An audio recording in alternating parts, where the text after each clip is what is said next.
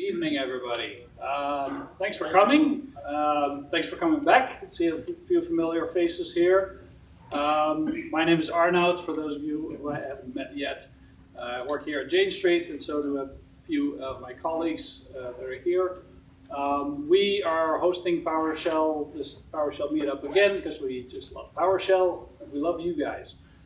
We've done this a few nights now. Doug has been kind enough to grant us our wish and bring people here, kind of see what we're about. We're big into PowerShell. I'm part of the Windows team. We basically manage all of our Windows infrastructure. We're heavily into automation, and PowerShell is really the trick that makes that all happen. Would love to talk to you. Come talk to any of us, see what we're about, and share some experiences where we can. We've got some t-shirts, PowerShell t-shirts in the back, if you didn't get one last time. Obviously, take the food if you haven't already. And that's it. I'll keep it short because we want to hear Dawn. But Doug, any words? Evening. Yep, sorry I got to get in here before Dawn gets up. My name is Doug Fink. I organize the user group here in New York. Really excited tonight to have Dawn come in and talk. So I just want to know how many people here first time tonight? Most excellent. Well, welcome. Glad you came out.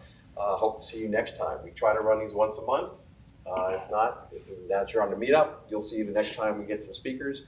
I'll put that up there, as well as if you know people who want to speak, or if you want to speak, this is a great opportunity. We're a really open, supportive type group. If you want us to talk for 5 minutes about PowerShell, about things that you're doing, or you want us to talk for longer, for like a half an hour or an hour, we do a couple hours every meetup that we do. If you have ideas of what you'd like to talk about or want to hear about, reach out to me personally or reach out on the meetup site. So let's turn over to Don. Don, I think, what do we call you? The first PowerShell user? First follower. First follower of PowerShell. That's where the 13 years comes in. He's been doing it longer than I have. I've been around a bit, about 10 years. So I'm really looking forward to hearing Don speak. He's really a great asset to the community. On that note, how many people went to the summit on the West Coast? Excellent. How many people are taking a plane out this weekend to go to Germany for next week's summit, for PowerShell Summit? Nobody's going to Germany. It's not Summit. Oh, That's not my deal. That's TSConf. It's ConfEU. Yeah, TSConf. And then there's the one in Singapore that's going to be coming up after that one. TSConf Asia. Yep. So there's a lot of PowerShell in the works. And then Don just told me tonight that there's going to be one in Tennessee. Yeah, there'll be another DevOps Automation Summit in Nashville next fall. So fall 2020. Should be good. Plus, we also have the code camps coming up here in New York in September, October. I usually speak at those, and there's a bunch of PowerShell people that go and talk. So there's a lot of great information. The more we get from the community, the more we can do these types of things. It'd be great. So I'm going to turn it over to Don. He can introduce himself. Cool. Looking forward to it. Thanks. Evening. Can you guys hear me okay in the back? Good. Nice echoey room. Perfect. My name's Don Jones. I have been working with PowerShell since about a year before it came out. So that works out to be a little bit more than 13 years at this point. It launched in November 2006. It's been a really interesting, fun over decade. So Jeffrey Snover, the guy at Microsoft who basically invented PowerShell, he launched that at TechEd Europe in Barcelona in November 2006. And I actually got to go on stage with him as part of that, which was just absolutely huge. We've been really, really good friends and colleagues ever since then. I've been able to do a lot of different things with the team. Obviously, I helped found PowerShell.org. The crew that runs that has just been an amazing bunch of people to work with. We've put together the Summit conference and everything else. And so I wanted to kind of put together a session that was about all the different things that really stood out over that period of time, both in terms of helping me get my career to where I wanted it to be. And I'll tell you a little bit about where that started and how it got to where I wanted it to be, as well as some actual PowerShell tricks, some things that people are still screwing up with PowerShell after 13 years that I would like everyone to stop doing. So we'll just kind of have a little bit of fun with it. Please ask questions. Don't feel that you can't speak up or even challenge something. That's totally fine. We'll start off with just a little bit about me, because I think it helps to get some context from somebody, like when they start giving you their opinions, like where are you coming from? What do you mean?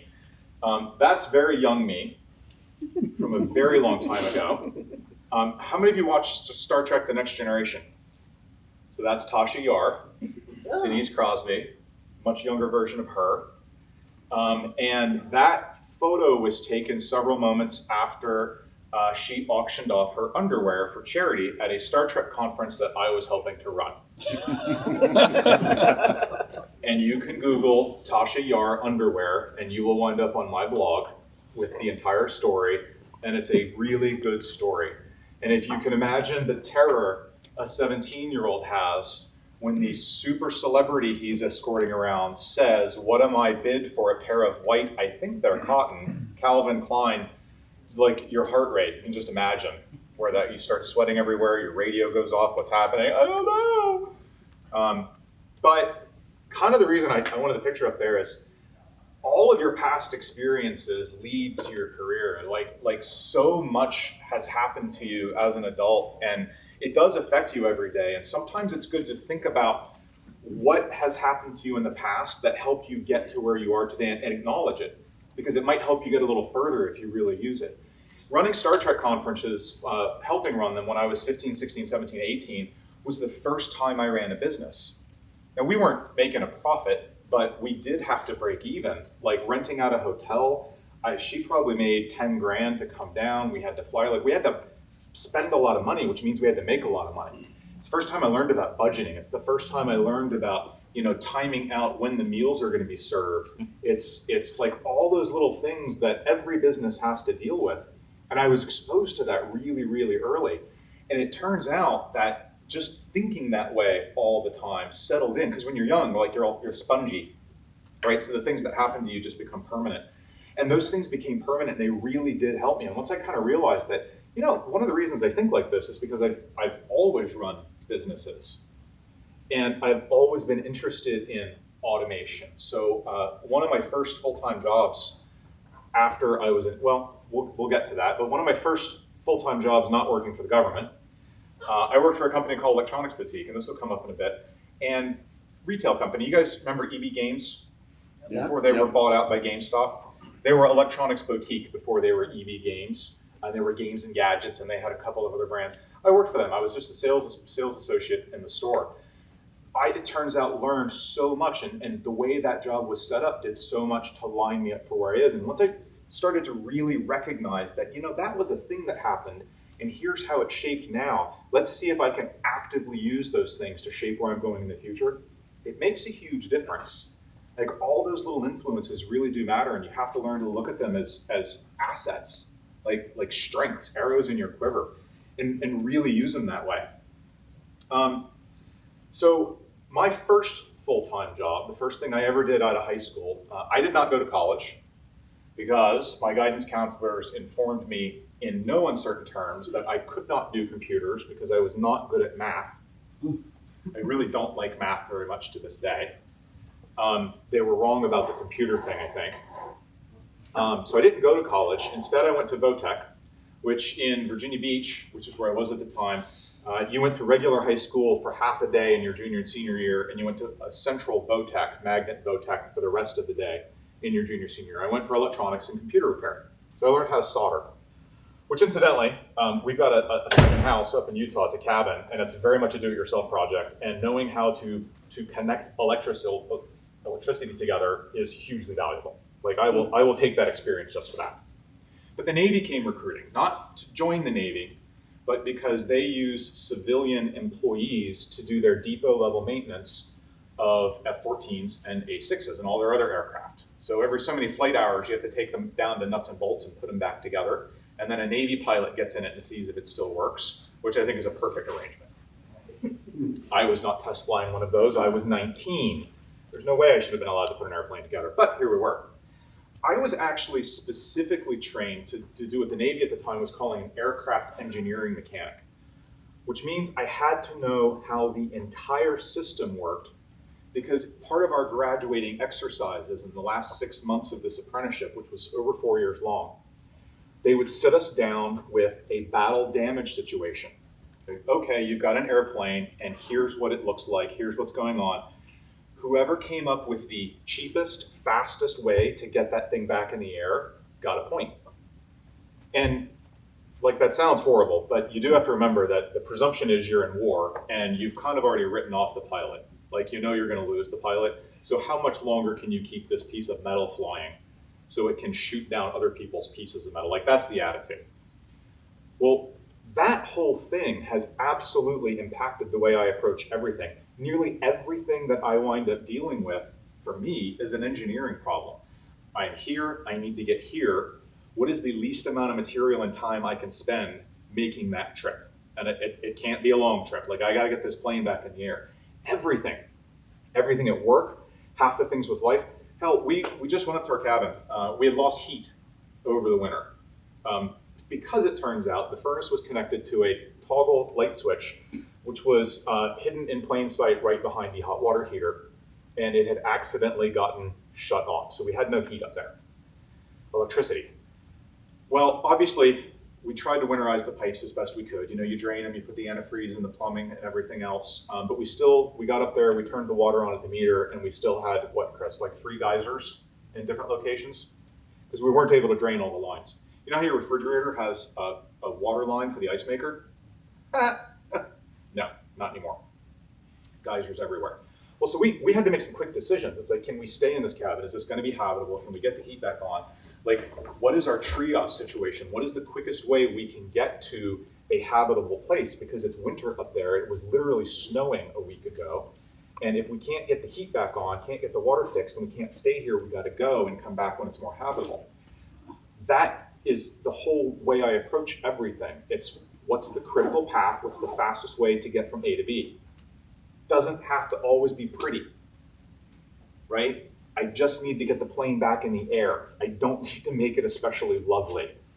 If I need to stick a broomstick in instead of a flight control rod, I know what the tolerances are, and I know that that'll get the job done, and if it lives, I'll fix it the right way later.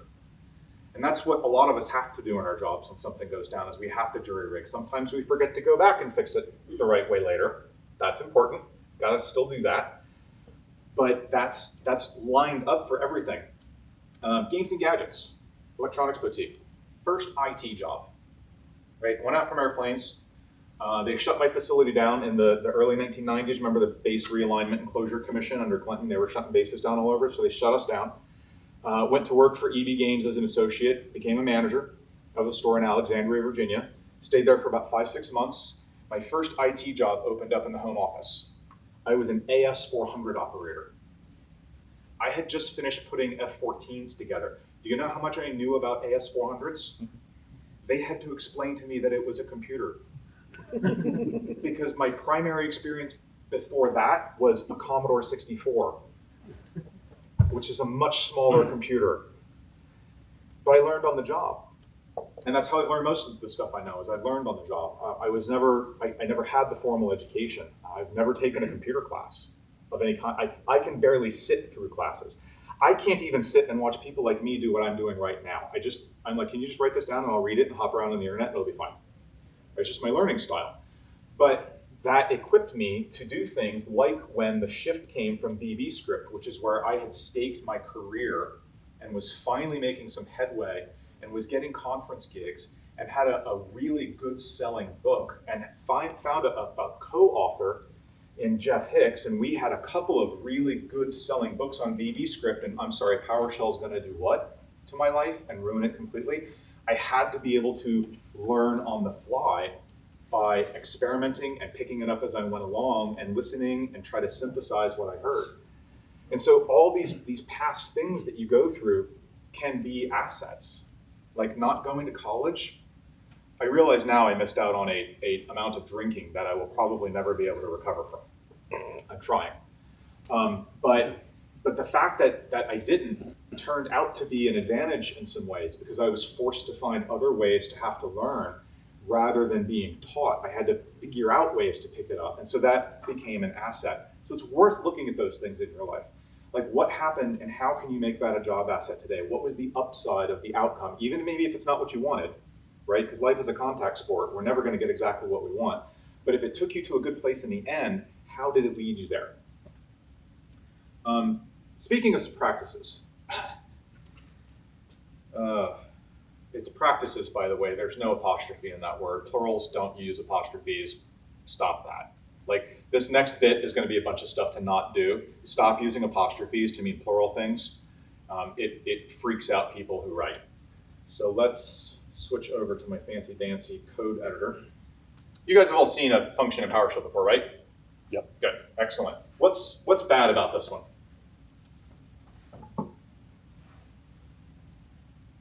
It's not a trick question.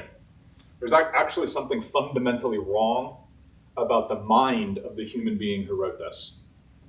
And I don't mean that there's no code. Pretend all the code is there. The problem is apparent in the parameters. It's fine to have 2 parameters. It's not fine to have these 2. Here's why.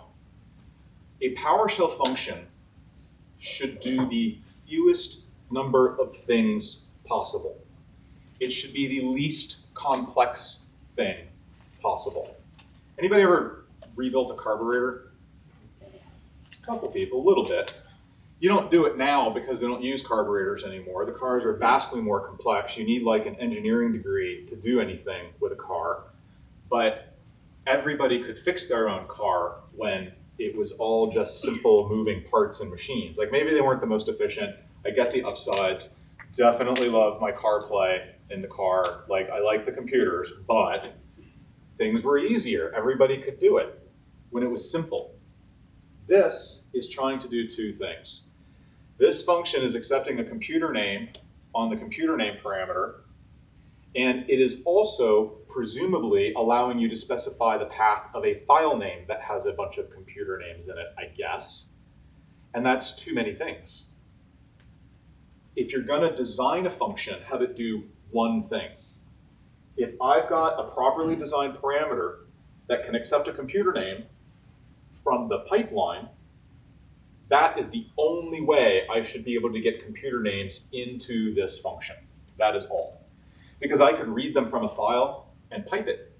I could read it from a database and pipe it. I could type it and pipe it, right? You can do all those different things. You can still get your data from all the different places. This function doesn't need to know where they came from.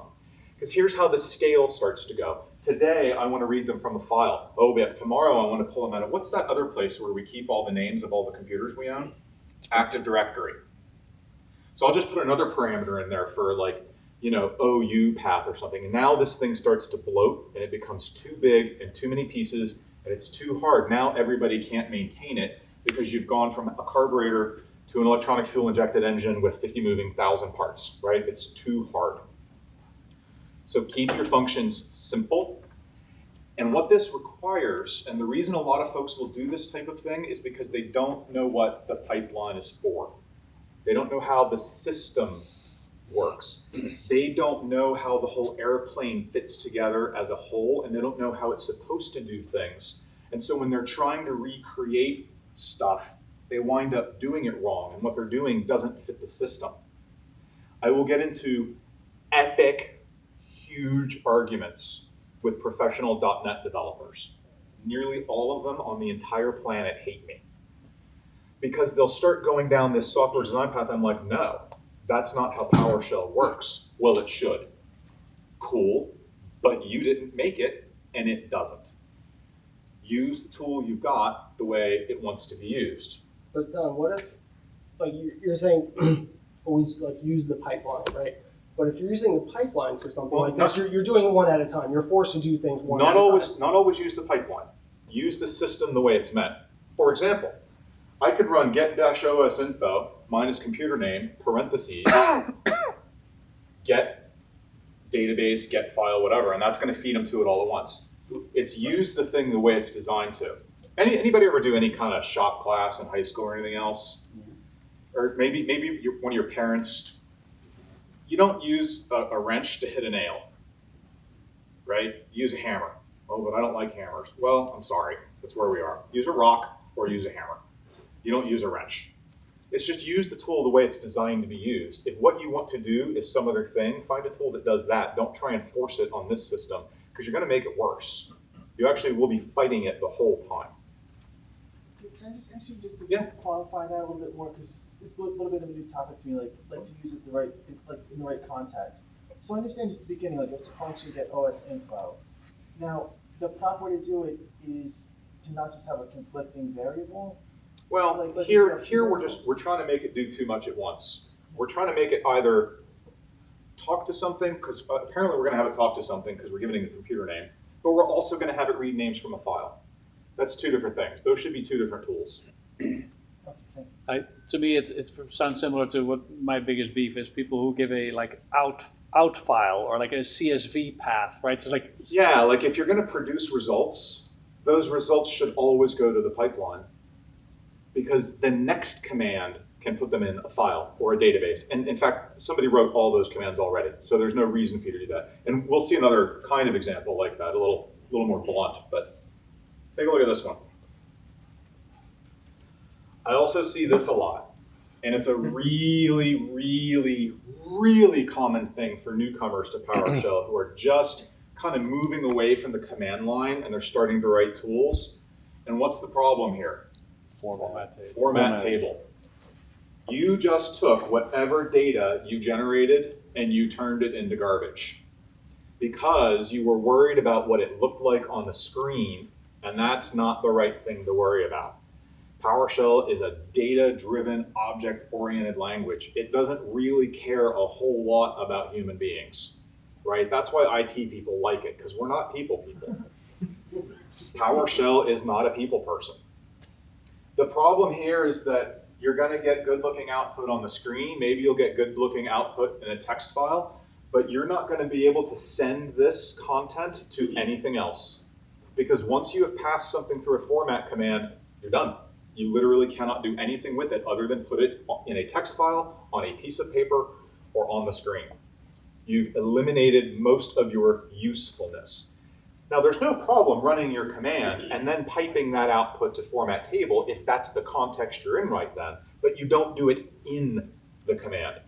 The other problem with this is the name of the thing. Yeah, no dash. IT people, as a rule, are not terribly creative, right? Developers, they all play an instrument, they sing, they paint, they dance, they make pottery. They're crazy, crazy, crazy, crazy creative people. We're not, so stop trying. Don't make up new names. It's verb-noun. Use the verbs that you're allowed to use. You can run get-verb to see what those verbs are, and that's it. Like, you're not coming up with a better system. All you're doing is making it more confusing for everybody who knows the actual system, so don't do that. Can we go back to the previous slide really quick? So like I appreciate the whole like have your function just do one thing and make it modular and piece them together. But I find that there's value, or like there's scenarios where you want to just, it's almost like a controller script, but like a controller function. We'll get there. Hold on. Okay. Yeah, we'll get there. So for this function, the get whatever, I'd argue that there is a use case for that. And I would do it in this way where it doesn't meet the naming standards. Okay. So for example, if I have a report that does multiple actions and I want it to output to the Stop. We'll get there. We're gonna draw some lines that you guys have just not thought about before. Here's another one. Take a look at this one. The name's decent at least, but it's still breaking a fundamental pattern of what PowerShell is. You're mixing up. You're returning two types of I'm outputs. putting two different things into its output, and PowerShell like legit does not know what to do with that. It operates off an assumption.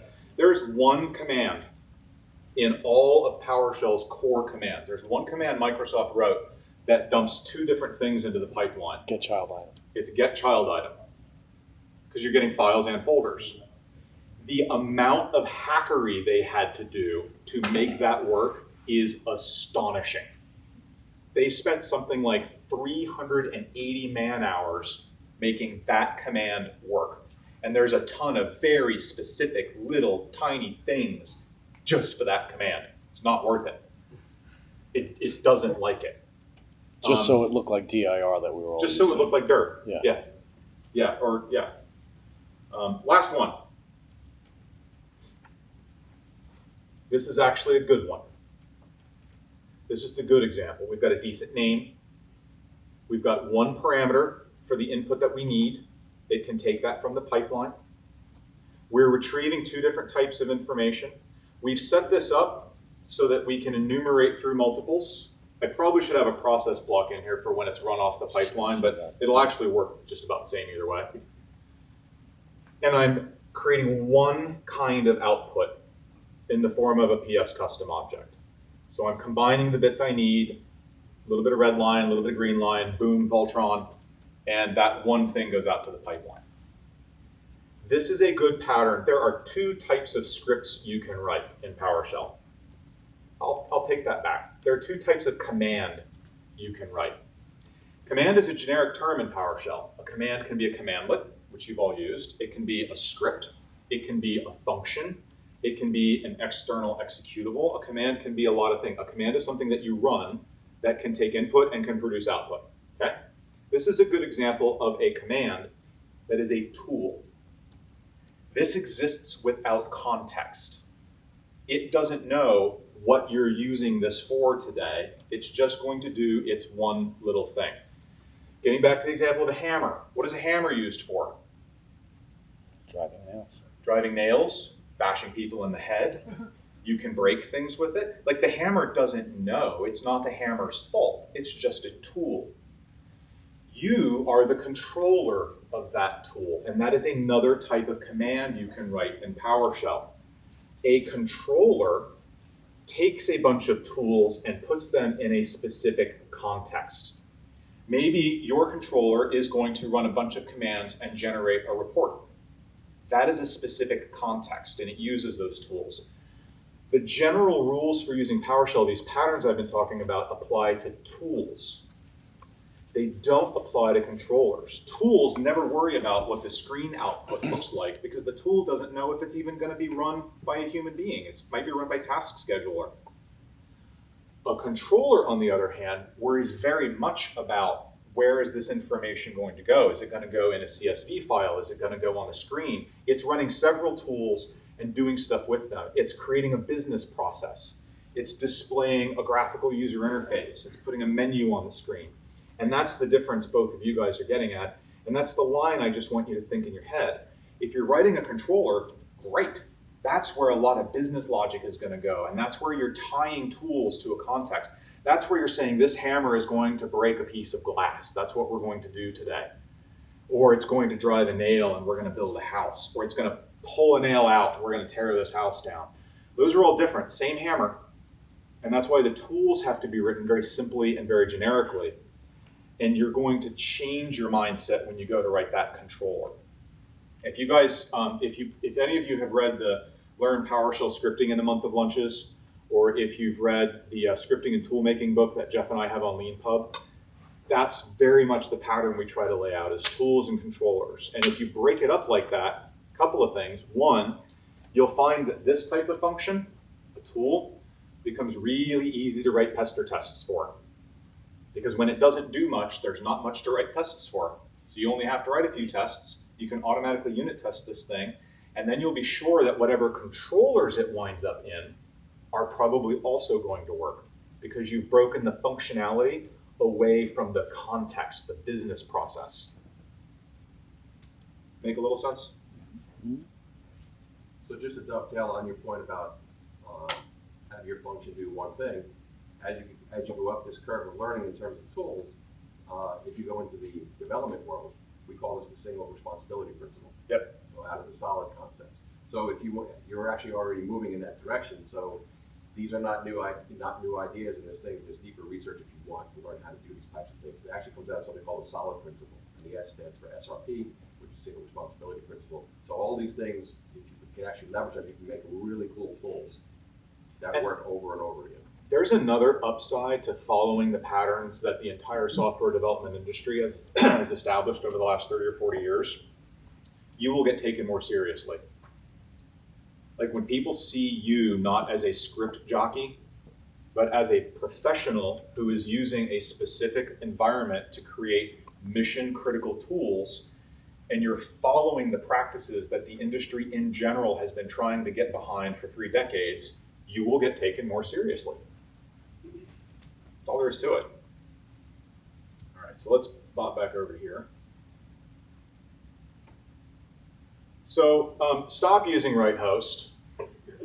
And I'm perfectly aware, I mentioned this, I think, on a Twitter line or something, and I hate Twitter because it's just not enough context. I get that in version 5 and later, RightHost is like backwired into right information, and so that cures all of its problems. It doesn't. It's still very much connected to the screen, and when other people look at you using RightHost because other people look at you, they don't know that you did that deliberately, and they get confused. RightHost should have been pulled out of the product. Everybody who designed the language agrees it was a bad idea. Just stop using it. We've got right verbose, we've got right warning, right error, right debug. If you want to do, this is the thing that kills me. Well, you know, in version 5, it's really just right information. Well, then just use right information so we're all clear that you do that. Like, be deliberate about your choices. Stop using global variables. There is legit no reason to use a global variable in a PowerShell script, and if you think you found one, you're misinformed. There are no legit reasons to do that. And it will legitimately screw up your life because you will find your code running in some environment where something else is not persisting the global variables correctly. And that happens all the time when you're running in other hosting engines other than PowerShell.exe, and your code will stop working reliably and it will frustrate you, so just don't do it. What about modules where you've got different functions? Module level variables are fine. Those aren't global. Those are scoped to So that would be modules. scripts instead of? Don't use any of the module specifiers. No. You create to do a module variable, you define it in the module outside of a function, and you export it using export module number. Yeah, and then I always just use the global one. Oh my God. Yeah. I didn't know. Where were you 3 years ago? I was writing a book You about were it. right. I obviously didn't read. Don't use the return keyword unless you're writing a class. The return keyword is syntax sugar. It was designed to fool people into thinking PowerShell did something that it does not do. It is confusing. It is misleading. It's essentially a lie. Don't lie to people. Like, it's a bad thing for a grown-up human being to do. You don't need to lie to people. Don't use the return keyword. Use right output. Except in a class, because in the context of a class, the return keyword has been jury-rigged to do what the return keyword does in all other languages. Also, yeah, don't write classes, with some caveats there. And I'll tell you where this comes from. Version 5 shipped, and it had class support. And I mean support in like House of Cards style support, not like they really thought about it and tried hard and put a lot of effort. And it was put in for a specific reason, and it was for DSC. And then they like figured, you know, we've got 10 minutes left before we ship this, so we can do a couple of things and it'll kind of work elsewhere. And then everyone saw, oh, classes, that's new. I should probably do everything that way from now on because it's new. And that's not true. 99% of what you're going to do in PowerShell, you should probably be doing a function. Classes are useful when you need to emit data in a predefined structure that other things can rely on. So if you have some inventory system and you want to emit an object that represents an inventoried item, a class is a good way of defining that and adding code so it can be updated or deleted or whatever else.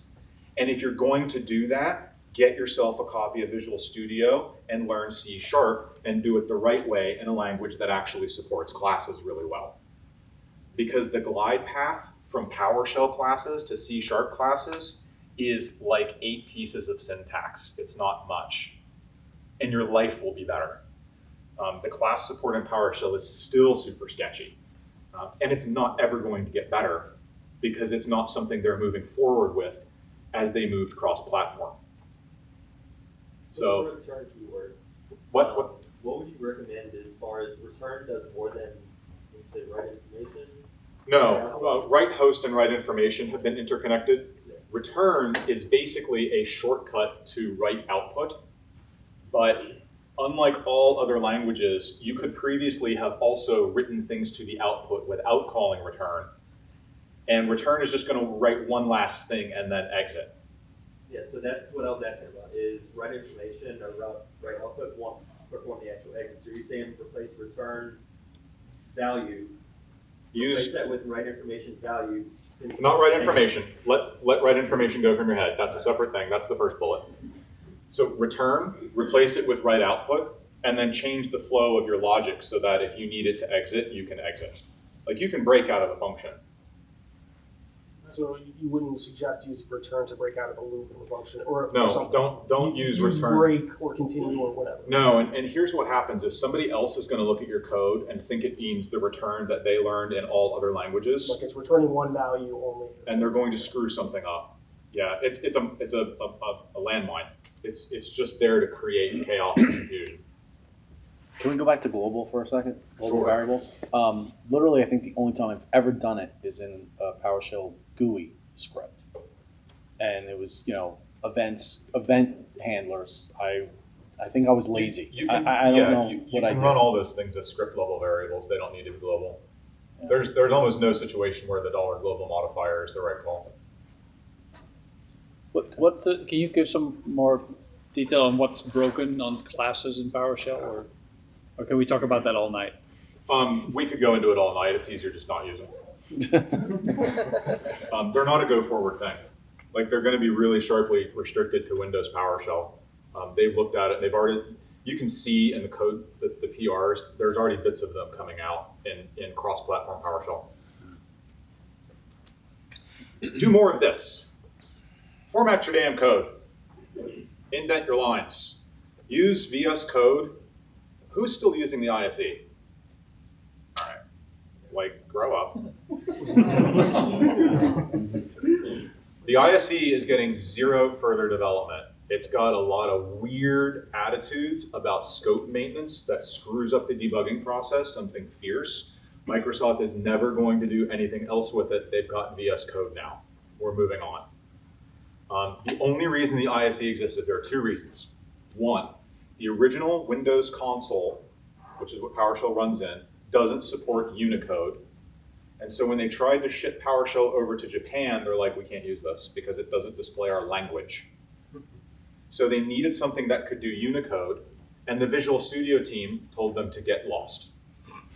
And so they hacked out, and I do mean hacked out the ISE, and they put a lot of good quality hacking effort into the ISE.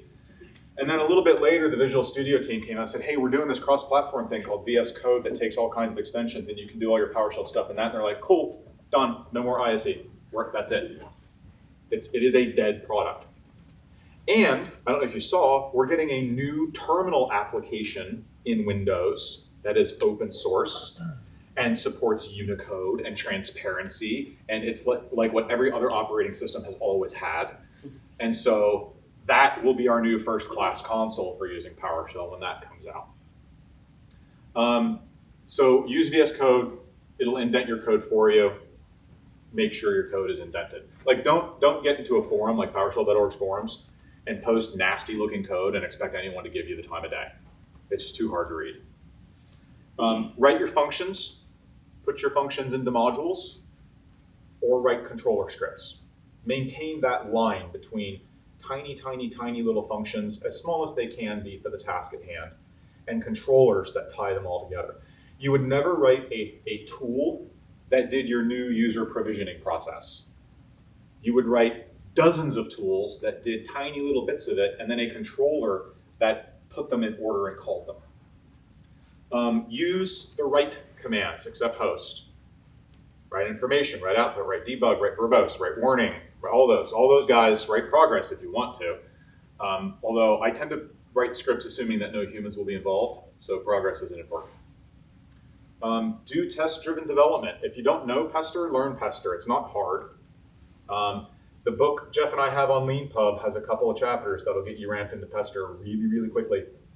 And a good technique to start getting into is when you sit down and say, okay, I'm going to write a tool, and it's going to do this, and it needs to take this bit of input, and it's going to produce this type of output.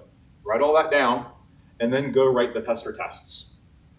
And if you write your Pester tests first, then as you code, you can keep running those tests. And when all the tests pass, you're done coding. Test-driven development. The tests basically become a functional specification for what this should do. And then you run them until it does it. And finally, act like a grown-up. source control, like use Git or TFS or whatever we're calling TFS now, Azure DevOps Magic. GitHub, if that's what you want to like something. Visual Source Safe is not source control. Visual Source Safe is the 90s. CVS and Subversion, we're done with those. We've moved on. It's Git now. It's Azure, whatever they're calling TFS. Modern tools for modern days. Document your code. Now, fun thing about PowerShell, you do not have to put a comment that says get the sim instance immediately before a command called get sim instance. Like, we got that. It's a little self-documenting. Use good variable names. You can even reduce your need to do inline comments, but write some help. Comment-based help, markdown-based help that you pull in with platypus, anything like that. Like, treat PowerShell like it's your job, not just a thing you did to make your job easier. And if you do that, you'll find that more of your job can become that, because people will start to respect you. A little bit of a lesson from cognitive science. I wrote a book called Be the Master. I don't know if any of you have read it or not. Anyone happen to read it? It's on LeanPub, leanpub.com/BeTheMaster3. There's a URL at the end, don't worry. You're all going to get a free copy anyway.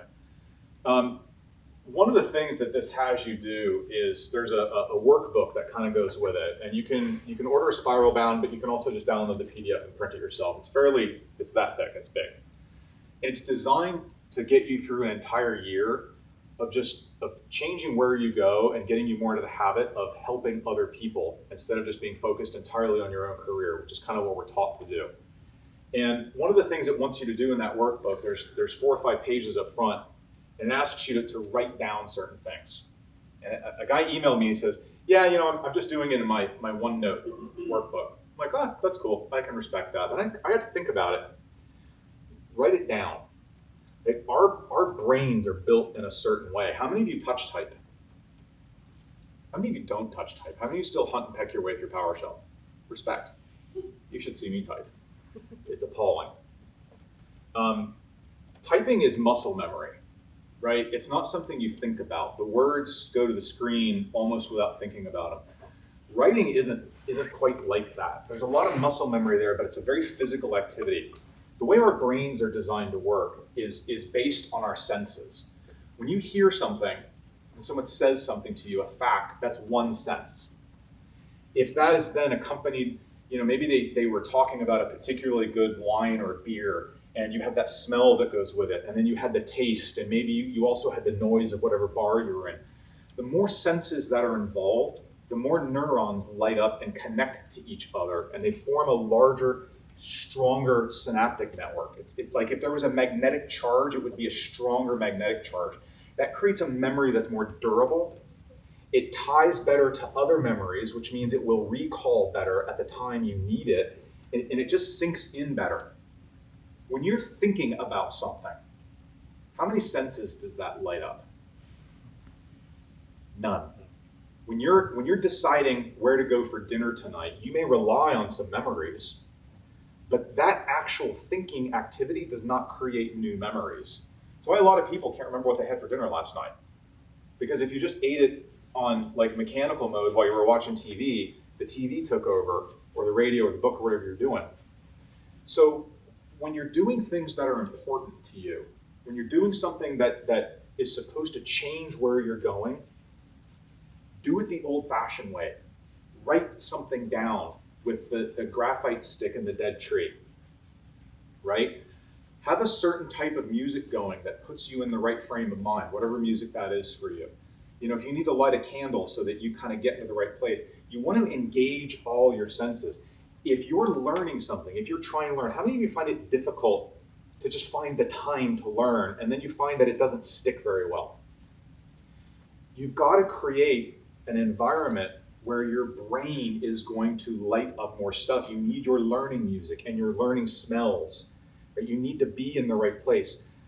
I work for Pluralsight. I know what our pitch is. I'm telling you, the idea that you're just going to sit down and watch a video for an hour during the day in the middle of a workplace and you're actually going to retain something is not true. It just isn't. You've got to set it aside so that your brain can activate all of those senses, and all of those senses need to be aligned to that. It can't be listening to people running around with their hair on fire because the mail server's down, right? You're not going to learn anything that. And you can't change that. It took me a long time to realize that, like, how many of you really, like, you're here at a PowerShell talk, you're probably interested in efficiency, yeah? How many of you look actively at work for things that are inefficient and are like, I could replace you with a PowerShell script, right? Yes. That's what we do. You can't do that to your brain. You cannot make your human brain more efficient. You can't stop the things that it has learned over thousands of years. You have to just give in to those things and work with it. And that's what cognitive science is all about. And that's what this idea of get all the senses involved is really, you can't change it. There's no shortcutting it. This was one of the most interesting things. I retweeted a tweet today, and there's a journalist who wrote a book called Reach. And his whole shtick with the book, and this has been coming through a lot of discussions with him and another guy for a long time. His whole shtick with the book is that in a world where specialization is increasingly valued by employers and by the market, it turns out the people with the most value are generalists. The people who can jump in and do whatever pretty good. Not great, just pretty good. Like I said, our cabin is very much a DIY project. So we are the plumbing contractor, the electrical contractor, we are the carpenter, we are the insulator, we are the floor layer. It's pretty good. Like every time we finish a project and we break open the bottle of wine, you're like, well, that's pretty crooked. It's the cabin. Pour the wine, right? So when I was at EB, and this is actually a shot of the store I worked in Virginia Beach after its remodel. My manager had a really unusual attitude for a retail, like, store manager. Most retail stores, you've got like your key holders. Those are the ones who are trusted to literally open and shut the store down. You've got like the larger big box stores will have people who are trusted to count down the money. Only certain people are allowed to be cashiers. We were small. We only had 5 employees. Only 2 of them were full-time. It was 2 full-timers, 3 part-timers. We did everything. I was 16, I think, when I started working there. And within the first 2 months, I knew how to do her job. I could open the store, close the store. I could change the register tape. I could count down the money. I could do all the closing paperwork. I could receive shipments. I could call the home office. Like, that was her attitude, is that everyone learned how to do everything. It was actually somewhat pervasive in the entire company. I went to the home office to be an AS400 operator. Well, we brought in a new Meridian phone switch, PBX. They're like, well, somebody's got to learn how to operate this thing. I'm like, I'll do it. I'm like, okay. The next year, we got snowed in. This is up in Westchester, or down in Westchester, Pennsylvania. We got snowed in one weekend. We were using an OS2 1.3 based point of sale system, and it was terrible. It was horrible. Cost us a lot of money anytime we wanted a customization. So one weekend we got snowed in, and VB4 had just come out. It ran on Windows 95. So I rewrote the whole point of sale program. Took it into work. When the snow finally melted, I said, hey, this has been a huge pain. He says, yeah, we're going to have to switch companies. I'm like, no, I rewrote it. I tell you how dumb I was. I was probably 22. You're fairly dumb when you're 22, and you're not good at math. We've already talked about my math. He said, how many hours does this take you? I'm like, well, we were snowed in for like Saturday, Sunday, Monday, Tuesday, and Wednesday, so that's like 5 days. He says, you work on it all. He says, you know what, never mind. Multiply 5 by 24, put that down as your overtime, and I'll just pay you for it. I'm like, oh, fantastic. Like, do the math. He got a complete custom point of sale software for about $11,000. It was a good deal for them. But I was doing everything. So the idea here is be flexible about your org chart, like your place in your org chart.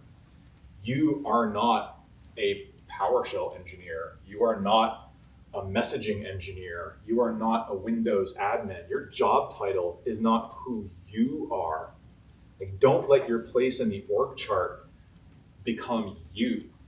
You're a lot more than that. Your job, and this is a rant I've done before, so I know some of you have heard it. You can applaud if you have. Your job is owned by your boss. Your company literally owns your job.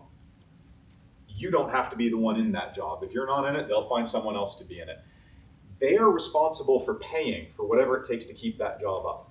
If a new version of Windows comes out and you're responsible for it, they're responsible for sending you to a class to learn how to do your job because they own that job. You own your career, and your career is who you are. You're responsible for feeding that thing. You're responsible for keeping it healthy.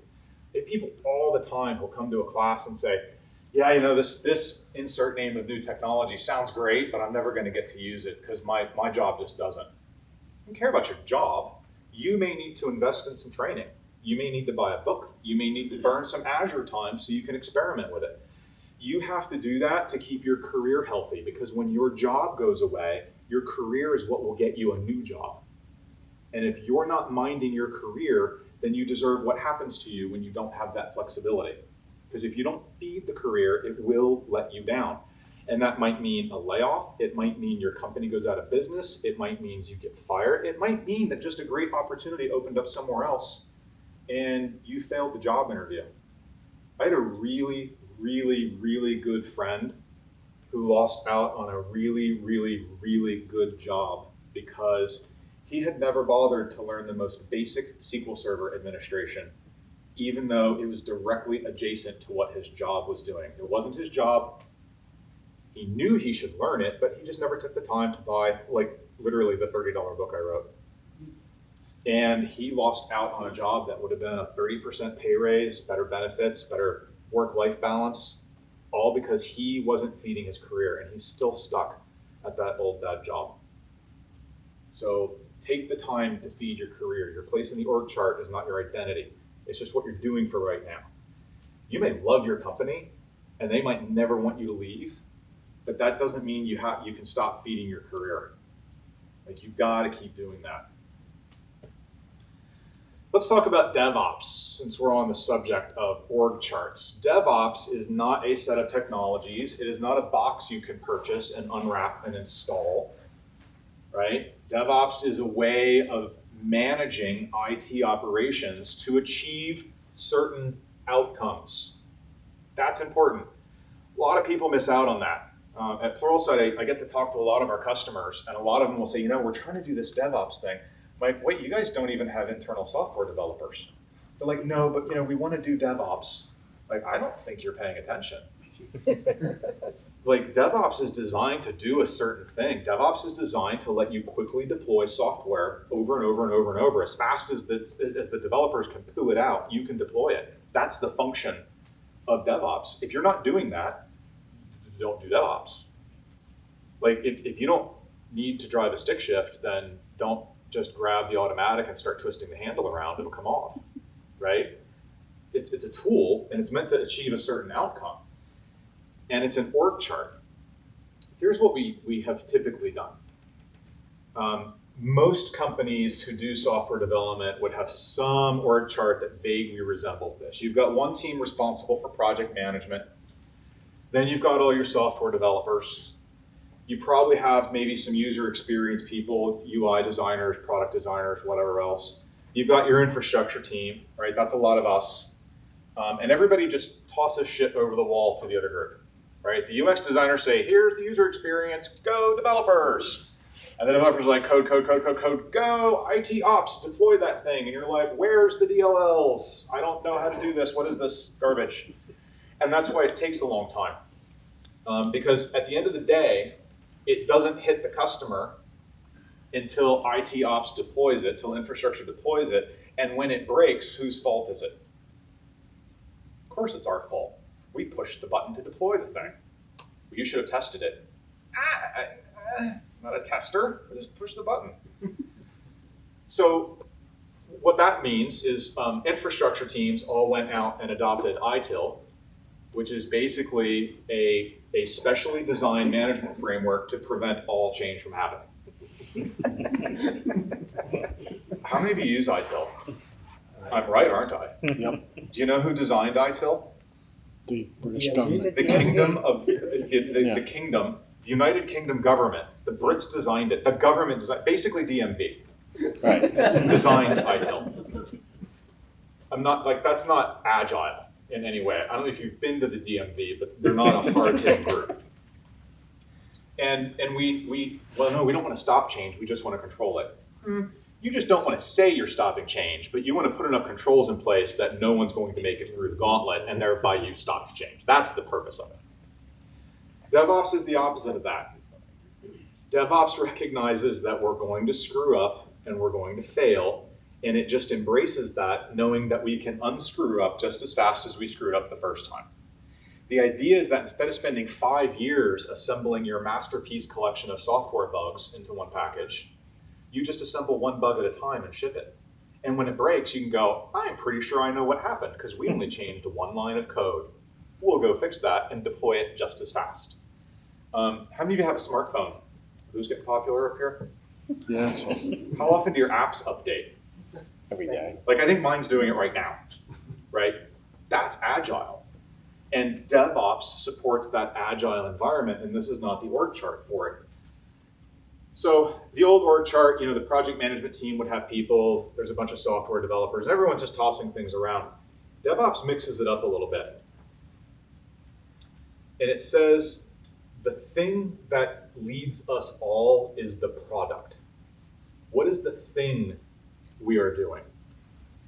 And there's kind of a back corollary to this too. If you can go to one of your customers, someone who uses your product, whether it's an internal customer or someone you sold something to, if you can go to them and say, hey, off the top of your head, here's a pencil, here's a piece of paper, draw me what you think our org chart is. If your customers can't get close, then your org chart is not aligned to a customer-based outcome. And if you were to run around inside of a company and say, hey, draw an org chart for IT, they would not draw, okay, this team probably has an Excel spreadsheet where they keep track of all the IP addresses. That's probably one team. And probably this team is the Windows people because they don't talk to the Linux people. So that'll be another, they would never draw that. And if that's how you're organized, you're not organized around a customer-centric outcome. DevOps is an attempt to organize everything behind what it is somebody actually cares about. What are you shipping? And so you bring your project manager in to coordinate everybody, but the developers, the UX designers, the systems engineers, the sysadmins, everybody lives on the same team. Everyone's there for the same reasons. Some of these folks might live on multiple teams, depending on the amount of work involved with each team and the bandwidth. You may have developers working on a couple of things. UX designers might float between 2 or 3 products. That's fine. There's no reason you can't have that flexibility there, but that's what DevOps is all about. Now, the problem with this is called a business alignment. The business does the product, and everyone else is aligned behind that. What it does not necessarily do is recognize that these roles are uniquely professional roles. Developers have a profession. Systems engineers, it's a profession. There are practices that we have built up that are good, and we want to make sure we're being consistent about those. And so what we do to help address that is we create guilds within the organization. There's the developer guild, where all the developers from or maybe the lead developers or some other level of developer, they get together periodically and they talk about professionalism and their practices so that we can have some consistency in decision making and we can all adopt compatible frameworks and use the same variable naming, so it's a little easier for a developer to float between different products at need. My company actually reorganized around this type of business alignment. Only one of our business units is called practices. We have formalized the guilds that a DevOps org chart normally has, and we have principals who float between all the different teams, and they're not looking over people's shoulders, they're actually working, they're chipping in. They are a developer or a UX designer or a systems engineer, but they deliberately move between teams, and they foster those practices and those patterns and those good things and that consistency. They also consult with the business leaders when it comes to review time and promotion time, because the business leader doesn't always have the insight into what a good developer looks like. But the practices principle has that, and so they work together to make sure that we're managing both the business and we're managing our human resources. That's what a DevOps org chart looks like. Now, there's a lot of variations that different companies have adopted that work well. There is no one true way, but they all kind of splinter off from this core model in some way. Anyone work on a team like that? They're a little rare. I think when you work for a small company, like I've worked for a regional office, for a larger company, but Yeah. when you work for a small company, you've got a QA person, you've got the infrastructure person, the dev, project manager, you're all on the same team, you're all working in a small office, so it's kind of like you're forced to be a DevOps shop in that scenario. But aside from the guild thing. Bigger companies have to make a decision to do this. And that's why when I talk to someone who's like, yeah, we think we're going to do DevOps, I'm like, you're not the CEO. Probably not. Probably not going to happen. You've got to make a corporate decision. I mean, this changes how you do human resources. It changes how you hire. We have a whole de-escalation process in place for when 5 teams want to hire a developer and recruiter just brought one in, right? Because it was, in the first couple of months of us doing this, it was like piranha feeding. Like, oh, I'm going to get a dev. And so now there's like some priority alignment and a friendly conversation that happens. It's a decision that has to be made. A lot of larger companies are starting to adopt this, and this is a key thing, on a per product basis. Like, this isn't one of those things where you have to shut down the entire company and reorganize the entire company around this. If you've got divisions that aren't producing software, there's very little reason to do this. But if you've got divisions that are, take one project and you can start experimenting with that, and you can learn what works for you and what doesn't, and you can iterate your org chart just as you iterate your software. DevOps is not one size fits all, and large companies are not one thing. There are 100 million little things, and you use this where it makes sense. I find people, DevOps is a buzzword, they use it, understand it, it means all kinds of things to people. Yeah. If you take it to the manager, they say, what is it? Well, you can release things, says, oh good, then do it. But they don't want to spend any money or policies or anything. Just, it sounds like a great idea, let's do DevOps then. Well, I don't know what it means, but it sounded good to them, so we're not going to give any money or change any policies or procedures. Yeah, but that's because if that's how it gets explained to management, then that's a reasonable reaction on their part. Like, if you walk up to a guy whose hair is on fire and you say, hey, I got a bucket of water, what's his answer going to be? Dump that on my head. I mean, it came out of a horse's penis, but whatever, right? Like, you got to provide a lot of context. And management doesn't always get that context, but it is a decision. And it has to be, as you explain this to people, you got to go in like, look, this is not easy. It's hard, and it's going to be a real organizational cultural change for us, like as your lead. And if they decide not to, well, fine. That's fine. There's nothing wrong with that at all. If you're in your head thinking, I can't stand working for a company that can't wrap their heads around this, ask yourself why you're still working for them then. Like, record low unemployment, there's other jobs. If you can't change your company, right? Career, not job.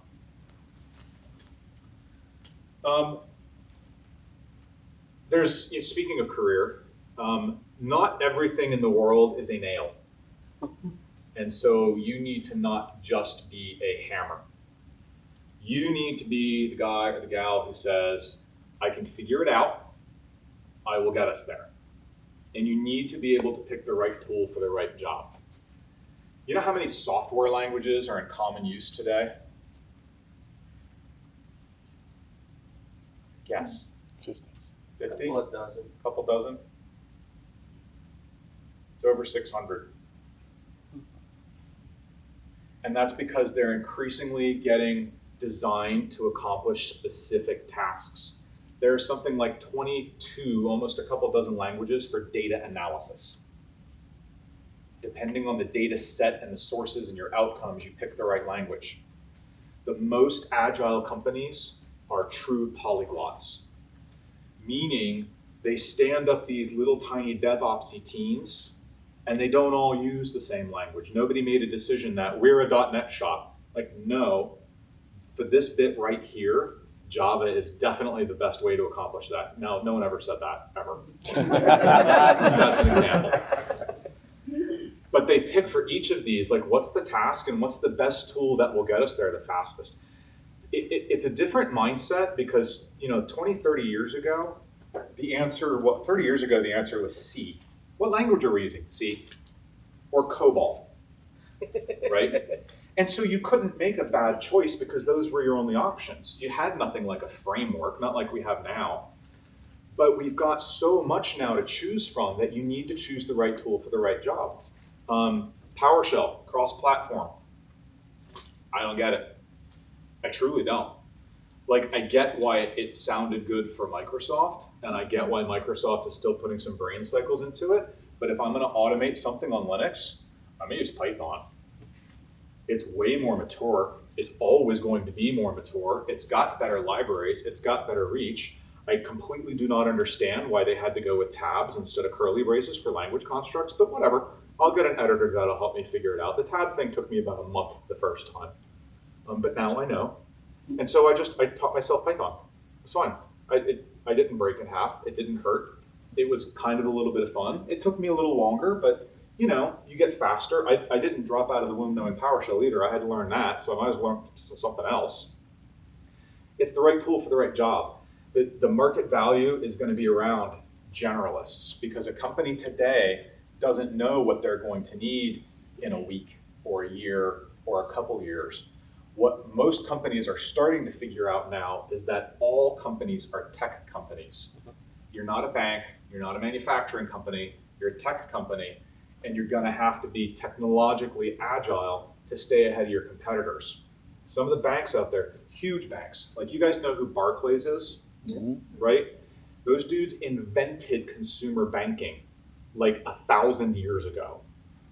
And they're having their stuffing taken out of them now by these tiny little startups who can come in and knock out an app in a weekend because they're using modern tools, practices, patterns, and frameworks. And you go talk to them and they're like, we have a lot of COBOL. Yeah, how's that working for you? Because I'm not thinking the 70-year-old who's coding up your COBOL is super agile, right? The value now is in a cross-stack administrator.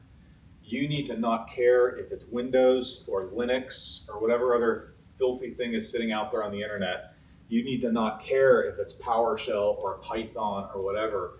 You need to know enough about those things to get your job done, whatever that job turns out to be. Your market value is the agility in your brain and your ability to quickly learn just enough and to be confident with the fact that you don't need to be an expert in anything.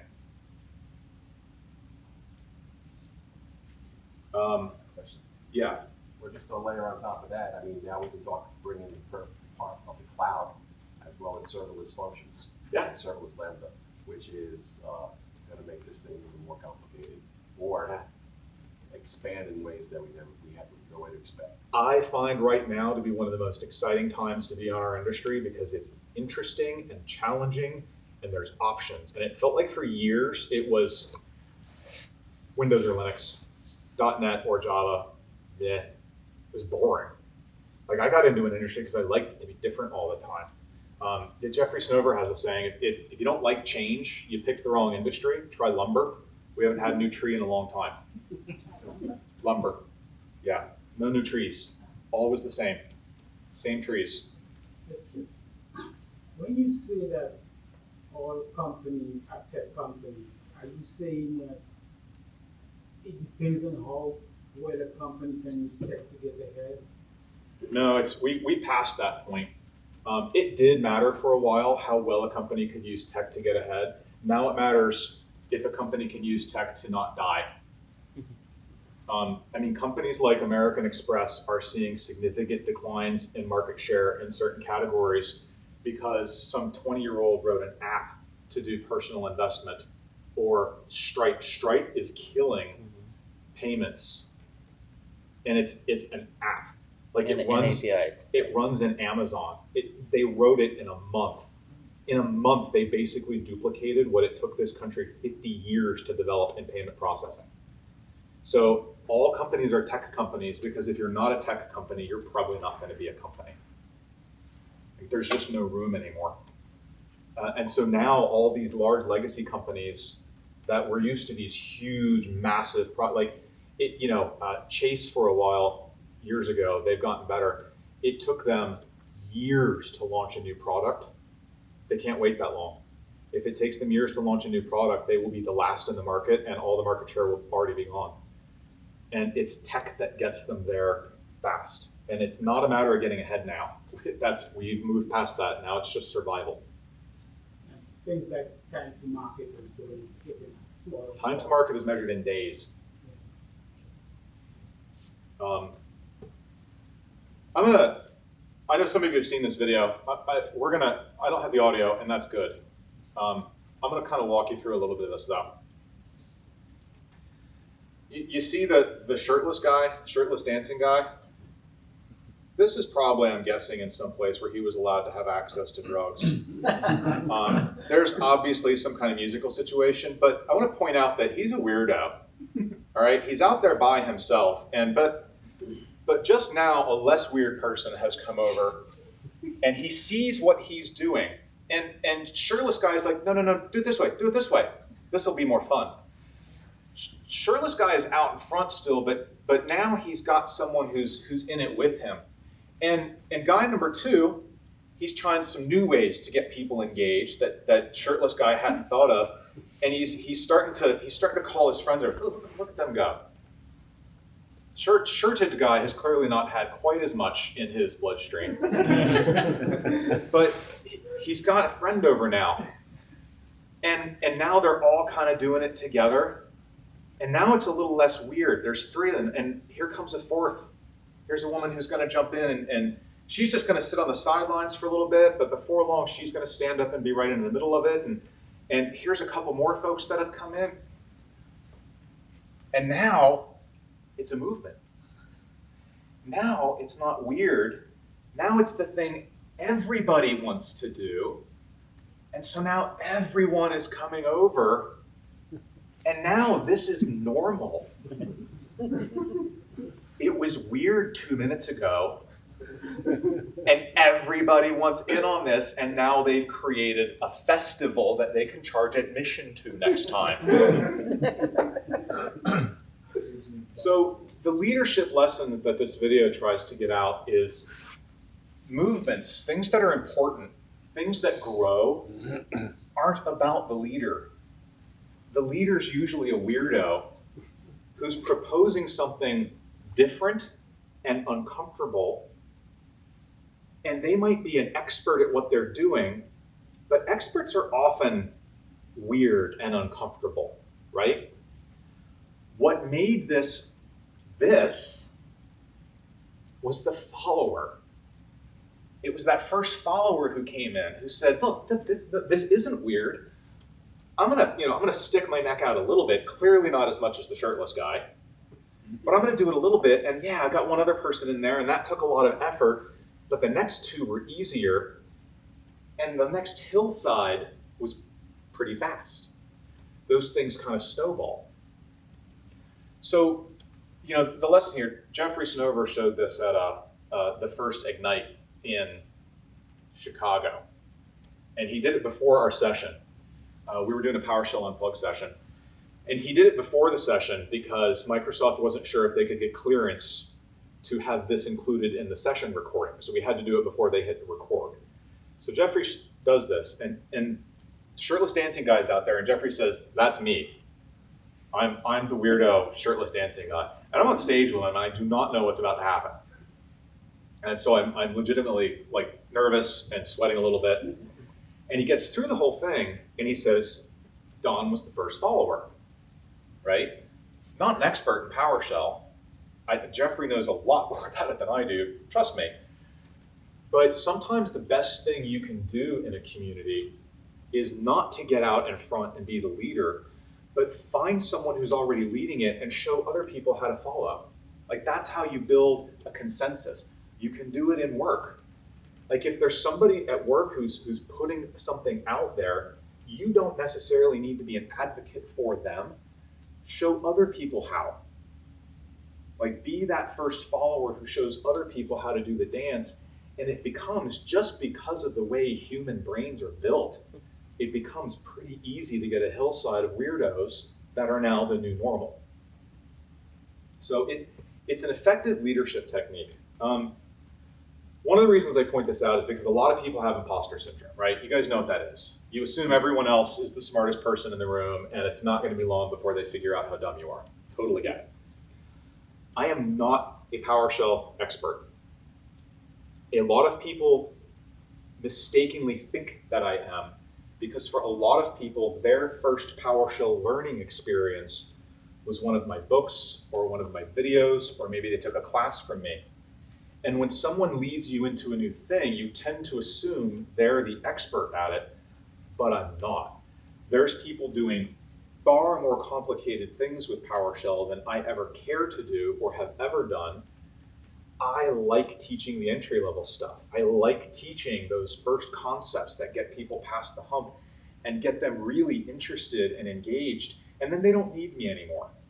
They'll go on and they'll find new people to teach them the new harder things, and they'll get to a point where they're going to start creating those new things for themselves. Doug's done more weird stuff with PowerShell and Excel than I will ever do in my entire life. But you need to recognize that imposter syndrome is what it is. I've had a pretty good run in a career with PowerShell, 13 some years, and I've never been an expert at it, ever. I think I've probably helped a lot of people, and I've certainly gotten a lot of people started on their path. People have told me that, getting into PowerShell has gotten them a better job. It's changed their career. It's changed the trajectory for their whole family. Like, I want to thank you because you helped get me on that path. I'm like, cool. Now you need to help someone else. Yeah, but I don't know that much. I don't either, right? It's good to keep your eye on the prize, right? It's good to focus on your career. It's good to focus on what might be next. It's good to feed your career, but occasionally look behind you and see who might need a hand up. Teach them something. Doesn't have to be a lot, doesn't have to be at work, doesn't have to be about technology, and you don't have to be an expert. The fact that you are a living biped means that you know more than at least someone else on the planet due to this birth rate thing, right? Someone else doesn't know something that you know. So try and find those people and teach it to them. If someone has ever helped you, and I'm sure someone has, then you have to help someone else or you're just a selfish bastard. And you don't want that on your tombstone.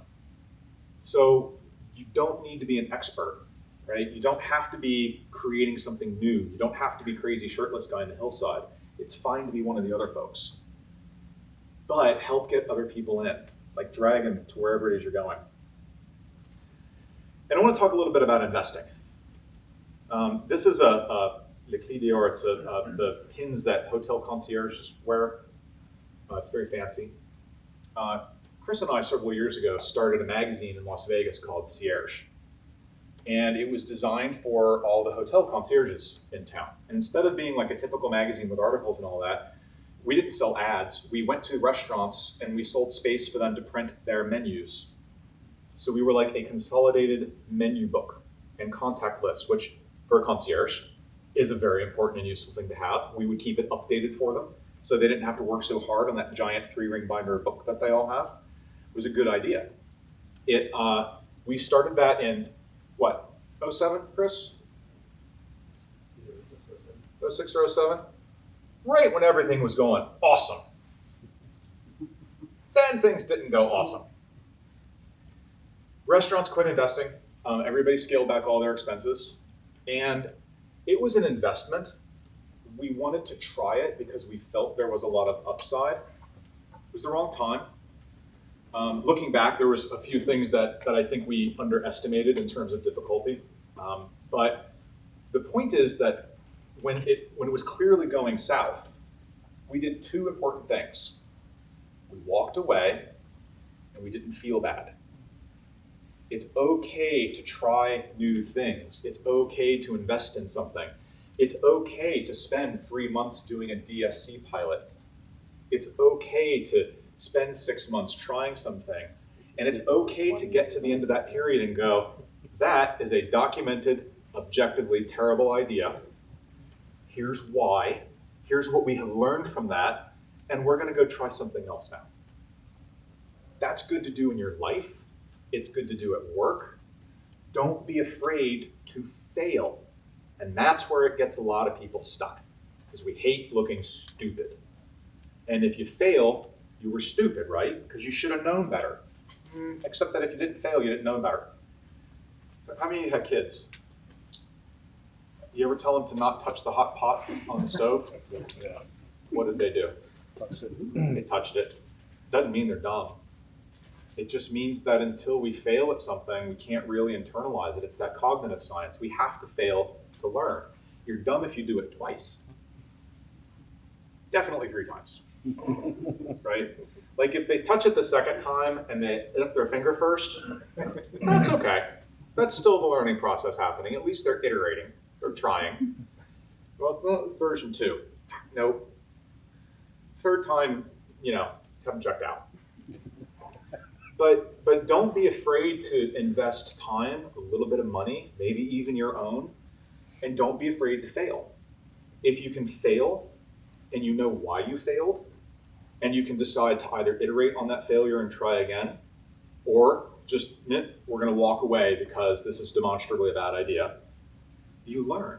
And that's the only way we can really learn. Share your failure with other people. Share the context of that failure, not just, oh yeah, we're definitely not going to use Chef, terrible product. I need lessons. Like, what was your context? What were you trying to do with it? Why did it fail? Where did it fail? What was the expectation? What outcome did you want from it? Right? Give me all that information. I'll decide which bits of that apply to me.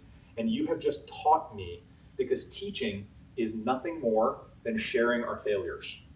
The best teaching is, here is how to fail. Let me show you how to fail, so that you don't have to personally experience it on your own. But for everything we've ever learned to teach, someone somewhere had to fail the first time. I think in science class, the rhyme we were given was, do what you oughter, add the acid to the water. Because you pour acid into water slowly, you don't pour the water into the acid, add the acid to the water, right? Someone had to learn that, and I suspect it was spectacular. Because I think it explodes or something, right? But now that they've learned that, that can be shared with the rest of us in a memorable way. So don't be afraid to invest, don't be afraid to fail, and don't be afraid to talk about your failures and teach it to other people. Actually, one more thing here real quick. How many of you remember workflow from PowerShell? This is Windows PowerShell. The idea of workflow, pretty good. It was a good PowerPoint slide. The execution of it, terrible. Snover finally admitted that to me the other day. He was drinking a little, but the point is, nobody on that team regrets what they did. They had a good idea. They had a way that they thought would work. They did it. It was an abject, horrible failure. They're like, okay, we learned not to rely on other teams. We learned not to do this. We learned not to do that. So we're not going to do all that again. We'll see where DSC goes. There's a fun bit. How many of you ever watched the original Star Trek series? There's a fun bit of fan lore. And the only other time that this really came out was in, I want to say, the Star Trek VI movie, the last one with the original cast. And what happened was there was a scene where the Klingons were transporting, and so they had all the sparkle effect, right? But there was no sound. And the lore, because Star Trek fans, given a running start, will explain literally any inconsistency in the show, and they will make it sound good, right? I hang out with these folks. They're my people still, but they are bullshitters, and don't let them tell you any different. And the theory was that the Klingon transporters were silent. They didn't make that noise, and that made them stealthier. But because there has to be a downside, because why wouldn't Starfleet just use the same thing? They're more dangerous. They fail a lot more because the sound makes it more reliable, I guess. Well, look, it was a production error, right? In post-production, they just forgot to dub the sound in. It just, it happens. You know how they make that sound? Yeah. Well, hang on. The point here is that you don't need to be the person who tries to make everything fit the storyline. Not everything fits the storyline. Sometimes someone just screwed up. And that can really take technical people a long time to be okay with. Because, like, why would you leave an obvious flaw in the thing? We did, and then a bunch of people started relying on the flaw, and now here we are. And now if we fix the flaw, we break a bunch of shit. So we just kind of have to leave the ugly in place forever. How many of you are aware of the filter construct in Windows PowerShell? A couple people. Heard about it, but never used Yeah, you don't need to pay any attention to it. It was an early version of what became advanced functions. It was a way to pipe something in and have it kind of filter through them one at a time and maybe spit them back out or not. And in the process of developing it, they did that. And then in a later beta, they're like, you know what, this actually, we came up with a much cleaner, more beautiful way of doing it that can do a lot more. Their advanced functions are going to look like this. They literally removed the filter construct from the code, had a problem somewhere else, and had to regress the code in source control and forgot to take it back out again. That's it. I have seen people beat their heads against a wall trying to figure out what the filter function is for, or the filter construct is for. Like, there has to be a reason for it. There's not. The reason is they pushed rollback. They just forgot. Well, why don't they take it out now? Because a bunch of you are using it. Well, we shouldn't. I mean, who's to say should? The return keyword came from a similar place. They regret having put it in there. It has no place in the story. It was a dumb idea. Here we are. So, like, don't get too bent out of shape, especially as you start engaging with languages like Python. There's a lot of weird in Python. It's mostly constructed from weird because it's just been assembled by a bazillion different people over, like, 1,000 man hours of effort. And, oh well, just, get used to a little discomfort in your life and you'll be fine. We talked about this already. Okay, we're almost done. Most of my books on leanpub.com, and this is my author page, so you can find all my LeanPub books there. Is anyone not familiar with LeanPub? LeanPub is an agile publishing platform. It's where I write all my ebooks these days. Agile means that as I write a chapter, I can check it into my GitHub repo and hit publish, and it will publish a new version of the book and then tell you that I did it. Like, you have to sign up for the emails. You have to explicitly opt into those, but it'll notify you that I did it. And so you just get the whole book as it comes. You can send me feedback halfway through, which I really appreciate. We can update the book anytime we want to. It's really cool. One price. Most of my books, as I said, are pay what you think it's worth, which means the minimum price is $0, and you can drag the slider to whatever you want, and they will show you exactly how much of that money goes to me and how much of it goes to them as their platform fee. So you decide what you think is fair. You get it forever. You get it in PDF, EPUB, and MobiPocket. They're unprotected. So it's a very honorable thing. And if you paid and you later decide that it was a mistake, they have a 45-day, absolutely no questions asked, automated, just go in, push return, and you get your money back. It's a good platform. So get your camera phone ready. There will be a very complicated URL as well as a QR code.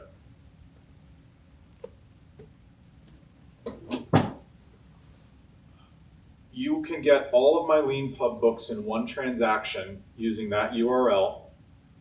The minimum price for you guys is $0 for all the books.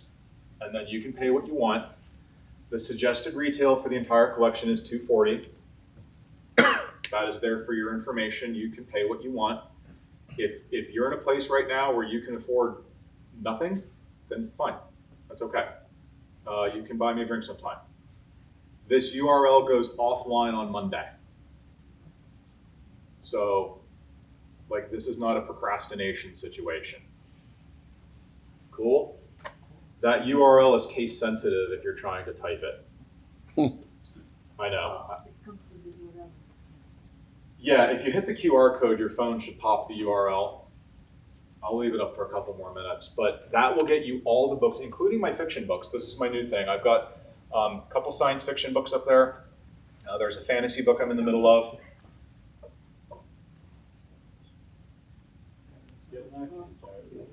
Yeah, it should, the little notification it popped up. It pops up a notification at the beginning of it. It won't automatically go. You have to tap it because it's there for your safety. So this gets you everything. I'm guessing you don't want people to share this online?